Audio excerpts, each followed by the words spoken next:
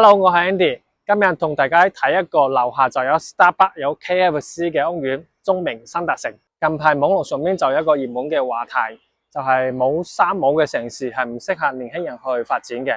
咁我唔知佢具體係講緊乜嘢，不過好似呢啲 Starbucks、KFC 呢啲大牌子，佢哋一定係要揀一個人流量夠大，同埋都係一個核心區域先可以開出呢間鋪。佢呢個屋苑唔單單樓下就有呢啲大牌子嘅商業，門口仲有一個中港聯運嘅車，每一日有2班，朝頭早一班，夜晚一班，可以去香港同埋喺香港翻嚟呢個屋苑。睇翻呢個屋苑嘅數據，佢總佔地係有88000平方，一共係1700個單位，分3期開發。第一期係4棟商業樓已經係全部做好開咗鋪啦，第二期係有12棟樓已經係賣剩翻啲貨尾。交細樓入住勢，依家係賣緊第3期嘅11棟、12棟同13棟呢3棟，佢每一層係4個單位，2梯4伙，其中有2個係96平方，有一個101平方同埋一個126平方。如果你想揾一個落樓就係大型商去睇，來香港方便嘅屋苑嘅話，依家就可以跟住 Andy 嘅鏡頭入去睇睇。呢度就係佢哋屋苑出面嘅商業街，可以見到呢邊有好多食肆，Pizza Hut都開咗。咁呢邊係一個上東里，相當於佢哋一個2層高嘅商業。咁啱啱喺大門口出嚟嗰度都有一個便利店，有一間藥店。基本上去講呢邊嘅生活配套、日常所需都去步行就滿足得到嘅。咁對面呢一邊係一個火炬高新技術開發區嘅一個辦公樓嘅，佢而家喺度翻新緊。咁前面呢條路都係一條主幹道嘅中山港大道。咁呢邊仲有啲湘菜、湖南菜嘅嗰啲鋪頭，前面有牛扒，再行落去嗰邊會有 Starbucks 同埋 KFC、1+1超市都喺嗰邊嘅。總體嚟講嘅話，佢呢邊嘅商業就唔係話嗰啲規劃緊啊，或者係起緊嘅嗰啲，佢呢邊係現成嘅。比較成熟咯，因為佢哋係先起咗商業之後，再去起後面嗰啲樓嘅。咁再包括佢哋依家仲有一棟嗰個商業大廈，就後面嗰一棟商業大廈都係已經封咗頂，嗰邊會招一個星級酒店，同埋樓下有4層高嘅嗰啲商場嗰啲場地，嗰邊就係喺度招緊商，因為仲未開業。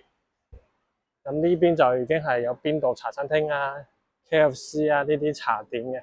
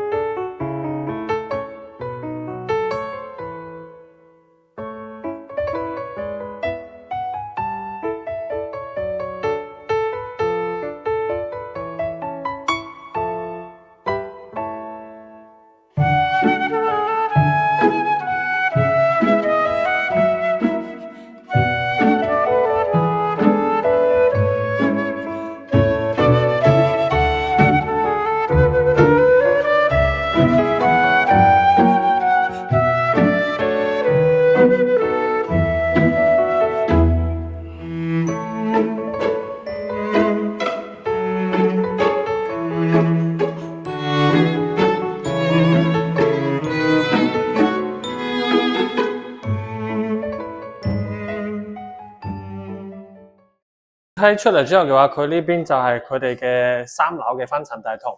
咁呢邊佈局係2梯4伙，呢2隻單位就96方嘅。我哋先睇下呢一邊呢2隻。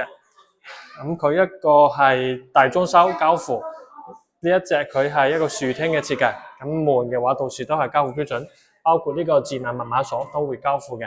咁佢全屋係做咗呢啲智能家居系統。咁呢一嚿就係佢成屋嘅嗰啲智能控制嘅嗰個系統，可以通過佢去連手機去使用。咁入到嚟嘅話，佢呢一邊係一個豎廳、客飯廳一體嘅設計。咁廳嘅開間係有3.3米，由入門口嘅呢個位置去到露台呢一邊係有7米嘅長度。咁成個飯廳同埋客廳嘅總面積加起身係有23.1方嘅。咁呢種戶型都係依家市面上比較多嘅一種設計，比較好用啲，而且佢比較肯位置。咁呢個露台嘅話，佢係做咗一個類似7字形嘅一個露台，個闊度係去到有4.3米嘅闊度。都算係比較長。呢邊去做一個用工房，後期收到樓之後嘅話，呢邊如果唔想用做露台嘅話，可以將佢封起身，做一個書房或者係茶室喺呢一度，因為佢呢邊嘅呢個深度係比較深嘅，去到2米，咁嗰邊就係正常嘅深度，有1.6米嘅深度啦。跟住我哋再睇下廚房呢邊，廚房佢係做咗一個一字形嘅櫥櫃啦。咁見到嘅呢啲廚房門啊，包括呢個成套櫥櫃都係杜氏嘅交樓標準。咁佢抽油煙機係用咗英雪呢個牌子，呢個燃氣爐係用咗呢一個廣華燃氣嘅一個爐頭。咁呢邊佢係預留咗一個位置可以擺到雙開門冰箱嘅。咁成套呢啲櫥櫃都係華大嘅呢個牌子嘅，華大係比較出名做燃氣灶。咁跟住廚房出嚟呢度會有2個風嘅一個生活露台，生活露台到時就燃氣錶啊同埋熱水器啊都會掛喺呢個地方，洗衣機都係裝喺呢一度嘅。咁如果你係想廚房空間更加大啲嘅話，可以將呢一幅牆拆走，然後呢邊封埋窗，做多一排櫥櫃出嚟，咁成個廚房就會更加大。OK， 我哋再入嚟睇下啲房間。先睇下呢邊，因為佢呢邊係精裝交付，到時全屋嘅冷氣機，包括呢啲中央冷氣，佢都係做好交付嘅。而且佢呢邊比較抌本嘅一點就係佢地下嘅瓷磚係用呢啲大磚去做斜鋪嘅，佢就唔似其他嗰啲普通交樓嘅，佢就係打橫鋪，呢啲係斜鋪，而且係唔對稱嘅鋪法。咁成個地腳線，屋企入面嘅屋房入面嘅嗰啲地腳線，全部都係用呢啲石去鋪嘅。咁成個睇起身都係比較大氣。咁過到呢一邊嘅呢個洗手間就係公共洗手間，1.2米嘅闊度。咁呢個洗手盤啊、鏡櫃呢啲都係做好嘅，牌子係用翻歐派呢個國內大牌子去做。咁包括呢個花灑都係歐派嘅，馬桶都係。咁呢一邊係3間房。首先睇下左手邊呢間房，呢一客房係有8.5個方，我擺到1.5米嘅床，呢邊仲有個位置係可以做衣櫃，包括佢上面個冷氣機個位置都係做好嘅。咁呢邊佢同時都會有呢個飄窗去使用，呢個飄窗差唔多1個方。跟住呢一間房呢邊就5.8個方咯，可以攞嚟做小朋友嘅房間去使用嘅。佢每一間房啱先都講過，佢係用咗美的嘅中央冷氣去做嘅。包括佢呢邊都係裝好，呢邊預留個位置可以俾你去裝衣櫃嘅。跟住我哋再睇下主人房。主人房呢邊加埋洗手間總共係有14個方嘅。咁呢邊可以擺到一個1.8米嘅床啦，呢邊仲有一排衣櫃可以做到，兩邊擺床頭櫃，3邊落床冇問題。咁呢邊都係第一個飄窗嘅。依家係喺3樓嘅位置，咁3樓就會比前面嘅呢個雙魚體遮到少少視線。如果高啲嘅，大概去到6、7樓嘅話，就可以望穿呢個雙魚樓，咁就可以睇到南向冇遮到嘅景色。咁廁所呢邊更新翻嚟都係做好嘅。咁到時呢個位置就沖涼、花灑呢啲都係用歐派嘅。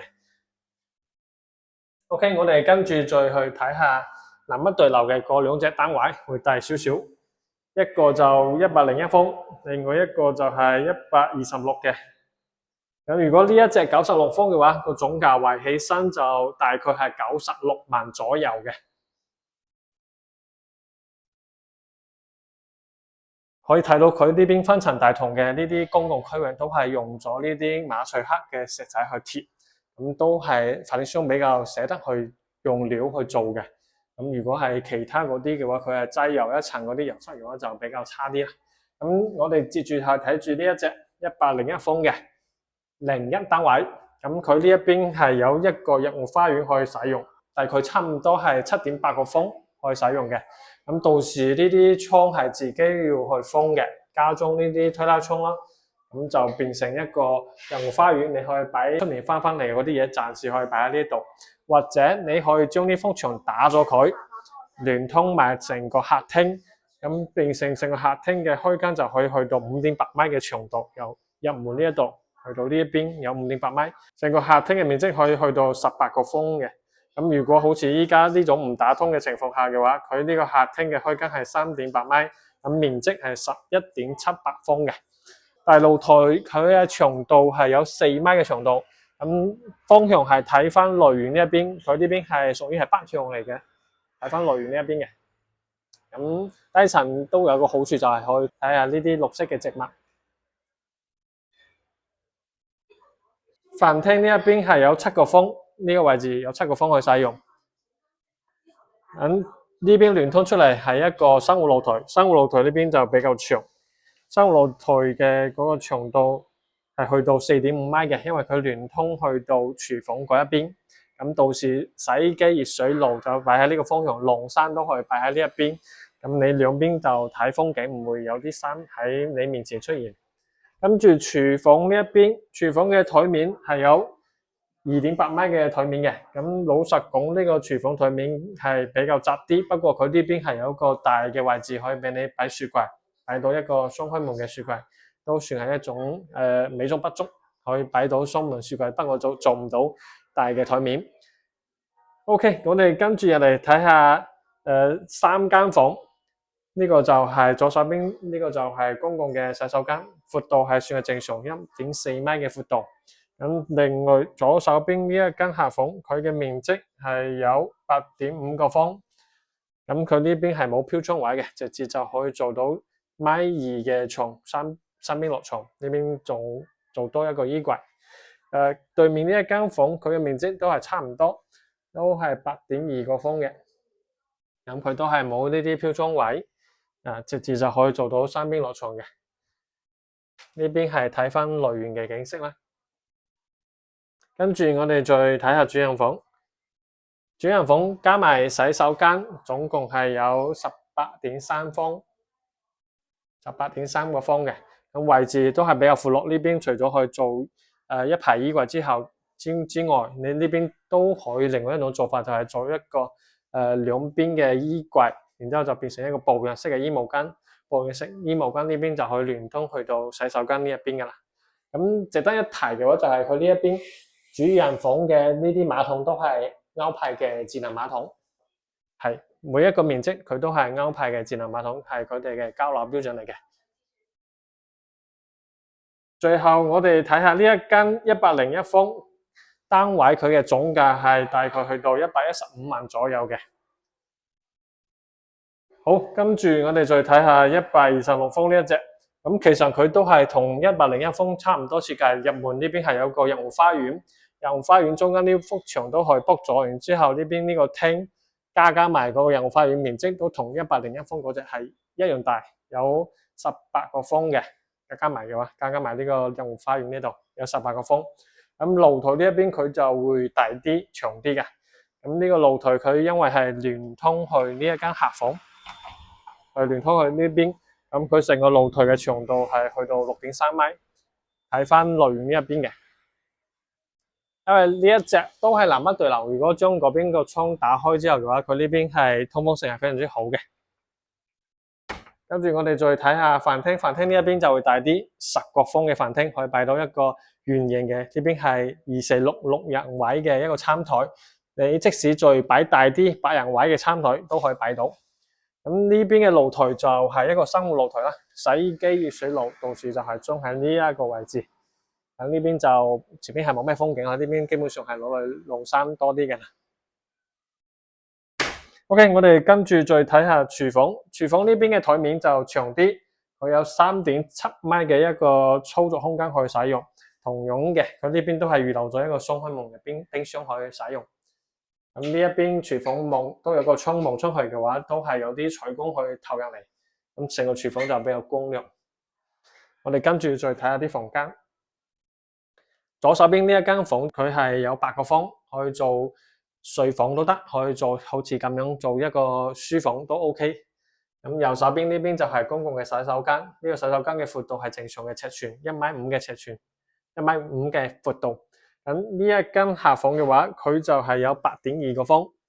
其實佢呢一邊3間房嘅面積都差唔多，8方8.2，同埋嗰邊嗰個兒童房都係8.8。白個風多啲咯。咁呢邊就做咗一個兒童房，跟住再睇下主人房。主人房呢一邊就非常之大，佢加埋洗手間嘅話，總共係有20個方嘅面積可以使用。咁20個方嘅話，比啱先我哋客廳嗰邊仲更加大，所以主人房佢係超級大嘅一個主人房。呢一邊佢可以做2排衣櫃，呢2排衣櫃嘅長度可以做到2米，同埋2米加起身就有4米，兩邊嘅衣櫃就補一式嘅一個衣毛巾咁樣，非常之大。